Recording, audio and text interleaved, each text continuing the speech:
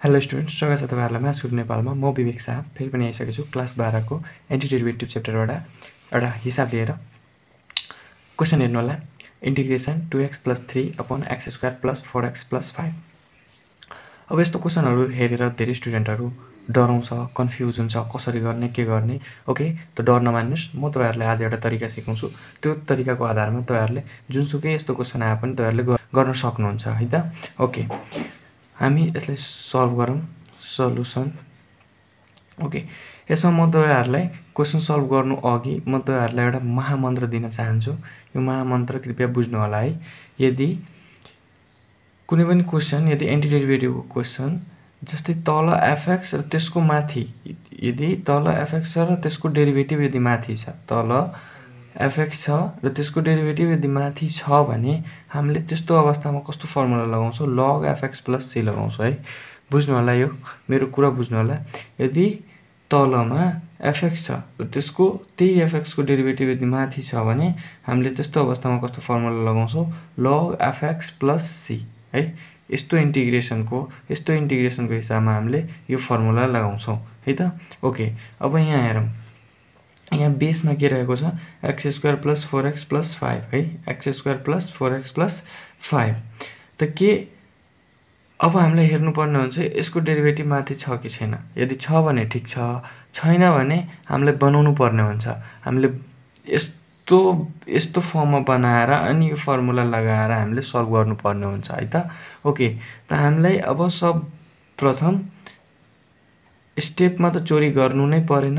जे छ त्यही लेख्नुस्। Let I 2x + 3 upon x² + 4x + 5 dx। Okay, अब सबभन्दा पहिला यसको डेरिभेटिभ निकाल्नुस्। अब इन्टेलिजेन्ट स्टुडेन्टहरुले त झ्याप्पै मुखबाटै निकाल्दिन्छ, तर म यहाँ गर्दिरा छु है त। dx + 4 dx upon dx + d5 dx है त।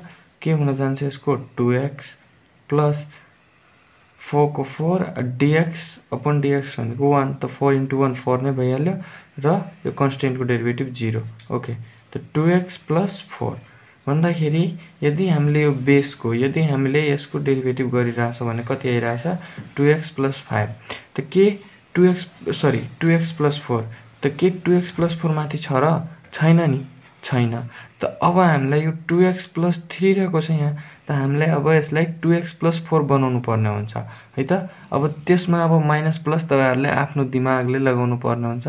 के जोड्दा या त के घटाउँदा हामीले 2x + 4 बनाउनु पर्यो। ओके, त्यहाँ हेर्दै जानुस्। म के गरिरहेको छु भन्दाखेरि 2x + 4 लेख्दिएँ यहाँ है त। बुझ्नुस्, 2x + 4 लेख्दिएँ र यो 4 मैले आफ्नो मनले लेखेँ, त्यही भएर अब +4 लेखेछु त -4 गरेर अब यो प्लस माइनस गरेर फेरि 0 आइहाल्यो भन्दाखेरि कटिहाल्छ। त्यही भएर यहाँ मैले +4 पनि थपेर -4 पनि थपेँ कि कटिहालोस् र यो 3 बच्यो। त यो 3 मैले जहाँको त्यहाँ लेखिदिएँ upon x² + 4x + 5 dx। Okay, यहाँ हेर्नुस्। Integration 2x + 4 upon x² + 4x + 5 अनि -4 + 3 कति हुन्छ? -1 हैन, dx। ओके, अब यसलाई के गर्नुस्? अब यसलाई ब्रेकअप गराउनुस् है। ब्रेकअप गराउन त सबलाई आउँछ होला हैन, तर अब हामीले त्यो केटाकेटीको ब्रेकअप नगरेर हिसाबको ब्रेकअप गराउने है त। अब हेर्नुस्, अब हामीले के लेख्न सक्छौँ यहाँ? 2x + 4 upon x² + 4x + 5 dx -1 x² + 4x + 5 dx है त। यो हामीले के गरेर यसको ब्रेकअप गराइदियो हैन। यति भागलाई यसलाई यहाँ लेखिदिए र यो 1 लाई यतातिर पठाए है त। ओके, अब यो हेर्नुस् त यो कुन फर्ममा आयो? यो तलको डेरिभेटिभ माथि छ कि छैन हेर्नुस्। हामीले यो तलको यसैको डेरिभेटिभ हामीले यहाँ निकालेर हेर्यो। 2x + 4 यहाँ 2x + 4 पनि आइसक्यो भन्दाखेरि अब यो कुन फर्मुलामा गइरहेछ? यस्तो फर्मुलामा गइरहेछ। तलको डेरिभेटिभ कहाँ छ? माथि छ हैन। तलको डेरिभेटिभ यदि माथि छ भने हामीले के लगाउँछौँ? log fx + c हो कि नै? ओके, त यहाँ हामीले अब यसलाई के लेख्न सक्छ log अब fx भनेको यो तल fx हुन्छ यो तल के हुन्छ यो तल हुन्छ fx र माथि हामीलाई यसको डेरिभेटिभ बनाउनु पर्ने हुन्छ त हामीले माथि यसको डेरिभेटिभ बनाएका छौं यहाँ है त यहाँ हेर्नुस् यसको डेरिभेटिभ यो तलको डेरिभेटिभ गर्दाखेरि हाम्रो 2x + 4 आयो त यहाँ त 2x + 3 थियो त मैले के गरे 4 जोड दिए र 4 घटाइ पनि दिए त यो दुवै कटिहाल्छ फरक पर्दैन र +3 फेरि मैले अब यो +3 त हटाउन मिल्दैन +3 त हाम्रो अलरेडी हिसाबमा छ त्यो +3 मैले जोडेको छु है त जस्ताको त्यस्तै ओके त अब हामीले यो तलको डेरिभेटिभ माथि आइहाल्यो अब यो तलको डेरिभेटिभ माथि छ भने हामीले फर्मुला लगाउन मिलिहाल्यो त हामीले यहाँ के गर्छौं log अब fx भनेको त यो तलवाला हो x² + 4x + 5 ओके अब माइनस हाम्रो एउटा यो त छदै छ अहिले अब यसलाई हामीले के गर्नुपर्ने हुन्छ कम्प्लिट स्क्वायर बनाउनु पर्ने हुन्छ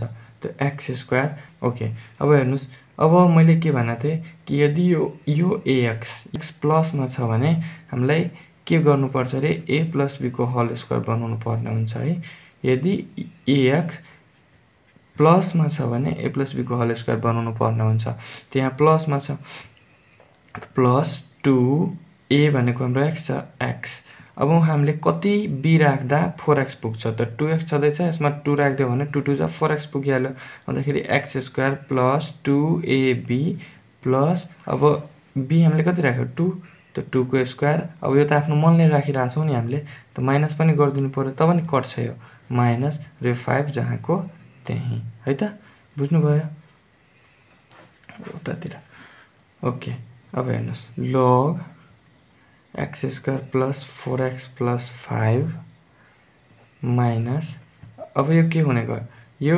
यति बराबर यो x² + 2 2 to 4x हैन 2ab + b² भनेको a + b को होल स्क्वायर हामीले लेख्न सक्यौ त्यहाँ b भनेको 2 हो हैन माइनस 2 को स्क्वायर 4 + 5 dx है त ओके अब log x² + 4x + 5 minus 1/x + 2 को whole square minus plus minus 5 बाट 4 गयो भने 1 ठुलो संख्या 5 छ 5 को अगाडि 1 5 को अगाडि प्लस ओके dx है त log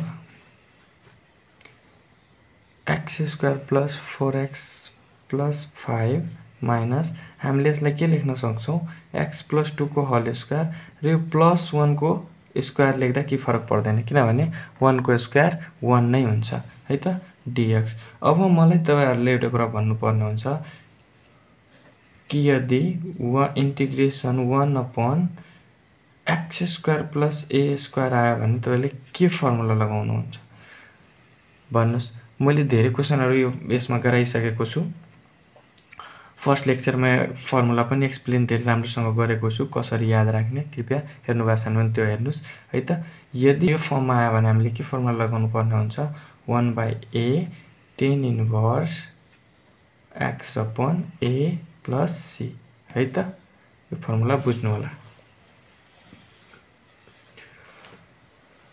अब यहाँ log x² + 4x + 5 जौको तौ अनि माइनस अब हेर्नुस् यो त सेम यही फर्मुलामा गयो अब हामीले के गर्छौं 1/a त a हाम्रो कति छ 1 नै छ हैन त 1 अनि tan इन्भर्स अब x हाम्रो कति छ त x त हाम्रो यो छ यो पुरै x + 2/a भनेको 1 + c log x² + 4x + 5 1 मा 1 ले डिवाइड गर्दा भने 1 नै हुन्छ नलेख्दा पनि भयो tan इन्भर्स अब फेरि x + 2 मा पनि 1 ले गर्दा त्यतिकै आउँछ x + 2 + c यही रहेको छ तपाईको रिक्वायर्ड आन्सर है त आशा छ तपाईहरुले बुझ्नु भयो होला हस्त धन्यवाद